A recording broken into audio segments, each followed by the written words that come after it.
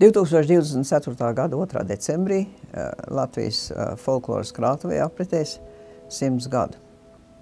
Es novēlu visiem, kas viņā darbojās, darbu prieku un enerģiju, turpināt savu ļoti nepieciešamo un svētīgo darbu, bet mūsu folkloras krājējiem un pierakstītājiem un saglabātājiem par godu, es varētu aicināt katru latvieti vismaz reizi pa nedēļu dušā vai kā citādi pie sevis nodziedāt kādu tautas dziesmu, kurai viņš zina vārdus, un padomāt par to, ka varbūt folkloras krātuves 100-gadēji pa godu varētu sev uzstādīt kādu mērķi, iemācīties vismaz vienu jaunu dziesmu, tautas dziesmu, ar visu melodiju nodziedāt, ko agrāk nemācēja, un varbūt uzsākt tādu kā